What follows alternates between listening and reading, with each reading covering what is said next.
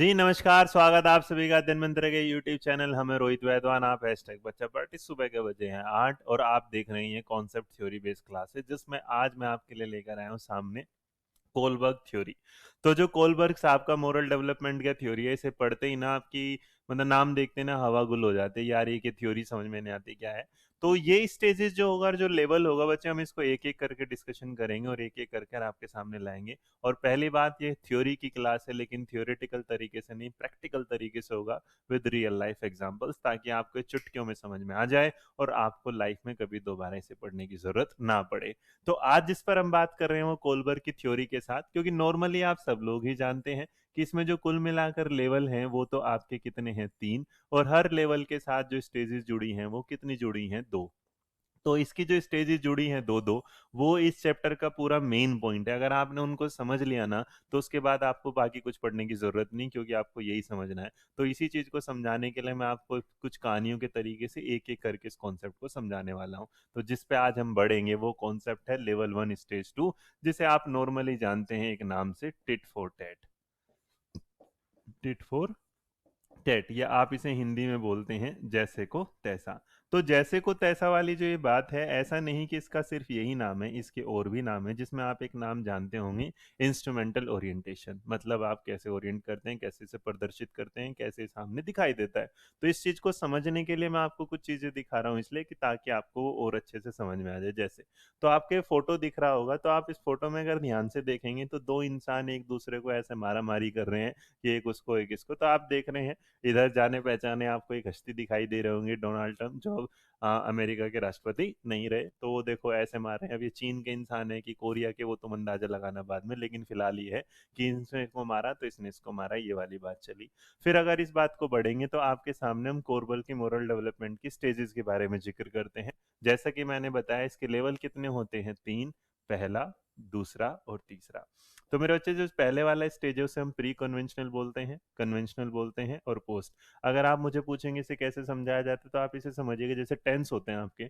तो टेंस में अगर बीच वाला आज का प्रेजेंट टेंस है, क्या है, प्रेजेंट टेंस है, तो पीछे जो चला गया वो क्या है, पास्ट रहा होगा, और जो आगे आ जाएगा वो क्या है, फ्यूचर है। तो इसका मतलब यहाँ इसी तरीके से समझिएगा कि जो आपका पास्ट रहा था, जो प्री कन्वेंशनल रहा था, उसकी स्टेजेस दो होती हैं, जिसमें आप कहते हैं ओबीडेंस एंड पनिशमेंट, और उसके बाद दूसरा इंस्ट्रूमेंटल ओरिएंटेशन। तो आज जिस पर हम बात कर रहे हैं वो है स्टेज 2 वाली। ये क्या होती है ये हम जानेंगे अपनी किसी नई नेक्स्ट वीडियो के साथ। फिलहाल हम ये जान रहे हैं अपनी क्या है, इंस्ट्रूमेंटल ओरिएंटेशन। अब ये होता क्या है, तो नॉर्मली समझिएगा, आपने बचपन से कहानी सुनते आए होंगे, और जो कहानी थी, ये दीपक सर का सजेशन था कि सर कहानी यूज करेगा, तो ये कहानी हुए थे भेड़िया है, भेड़िया है, भेड़िया है। लेकिन मैं इसे कहता हूँ कि वो तो आपने सुना था। दूसरी कहानी में आप ये भी देख सकते हैं कि आपको कोई एक चांटा मारता है और आप खींच के उसको दूसरा चांटा मार देते हैं। तो ये सभ्यता तो नहीं बताती, लेकिन भैया गुस्सा तो बताता है। तो इसका मतलब अगर आप किसी को खींच के चांटा मार रहे हैं, उसने मारा, तो एक बात तो तय है कि आपके अंदर ना एक छोटा सा वो पॉइंट आ जाता है, जिसमें आप ये सोचने लगते हैं कि जैसा उसने किया मेरे को वैसा करना है। अब आपको ये नहीं पता कि ये गलत है कि सही है।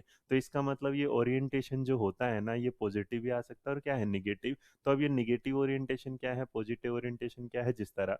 तो आप जब जानते हैं ना, ये सबसे पहले इसको बच्चों की स्टेज पे बताता हूँ कि जब आपने देखा होगा छोटा बच्चा जब पहले स्कूल में जाता है, तो स्कूल में जाते टाइम ना अगर किसी बच्चे ने उसके साथ कोई शरारत कर दी, तो उसके साथ वही शरारत करता है। जैसे अगर आप देखेंगे पानी पीने जाते हैं और पानी पीने जा रहे हैं, तो एक बच्चे ने अगर दूसरे के ऊपर पानी फेंका है ना, तो फिर दूसरा वाला भी उसके ऊपर वैसे पानी फेंकेगा। या आपने देखा होगा कि एक बच्चा सुसु कर रहा है दीवार पर, तो दूसरे वाला उसे देख के सुसु करना क्या कर देगा, दीवार पर। आपने देखा एक पेड़ पे चढ़ के क्या करेगा, भाई फल तोड़ रहा होगा, तो दूसरा भी वो कर रहा है। इसका मतलब जो करेगा पहला वही कर रहा है दूसरा, तो यहाँ देखा देखी कुछ कर रहा है कि तूने। या इसका बेसिक सा एग्जांपल होता है, जैसे बच्चों ने पुराने टाइम में क्या होता था, एक पेन रखते थे, पेन रखा और पेन रख के नीचे रख दिया, तो एक बच्चा उसके ऊपर बैठ गया। अब उसने हुआ तो दूसरा वाला उससे बदले लेने के लिए वो भी इसके नीचे पेन रख दिया। या एक ने किसी की कॉपी फाड़ दी, तो दूसरे ने जाके उसकी कॉपी। तो ये एक ऐसी लड़ाई है जो इस दोनों के दौरान चलती चलती है, और वो हमेशा चलती रहते हैं, मतलब यहाँ। तो इसी बात को अगर आप दूसरे तरीके से जानेंगे तो हम इसी तरीके से समझा सकते हैं ये।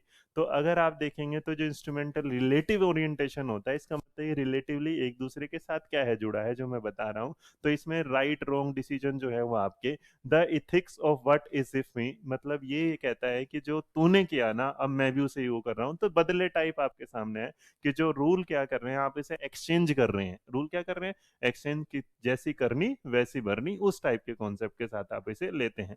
लेकिन फिर एग्जाम्पल से आप समझेंगे तो इसको हमने क्या बोला, रिलेटिव ओरिएंटेशन, मतलब इंस्ट्रूमेंटल ओरिएंटेशन बोलो, रिलेटिव ओरिएंटेशन बोलो, या फिर आप टिट फॉर टैट बोलो, जो भी आप बोलो सेम ही वही बात होगी। अब इस बात को अगर आप देखेंगे तो एक mother tell her child if you are quiet at all mall I will buy you an cream. तो इसमें मतलब आपको एक शर्त दी गई कि अगर चुप रहेगी तो मैं तुझे क्या देने वाले हूँ, क्रीम।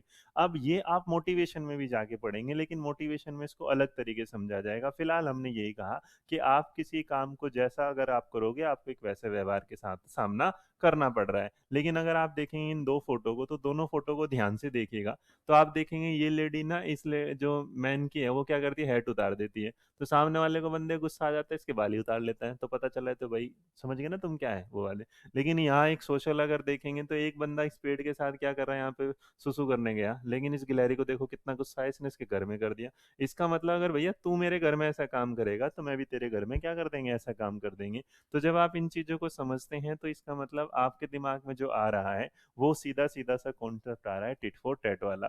तो बस एक बात याद रखिएगा, स्टेज नंबर जो आपकी हमने बताया, तो आप हमेशा इस चीज को लेकर याद रखेंगे कि जब भी आपसे कोई पूछेगा कि कोलबर्ग की स्टेज में टिट फॉर टैट वाली सिचुएशन या इंस्ट्रूमेंटल ओरिएंटेशन वाली सिचुएशन कहाँ पर आती है, तो वो याद रखिएगा वो हमारी पहली जो होगा लेवल, इसका मतलब लेवल क्या होगा, पहले वाला।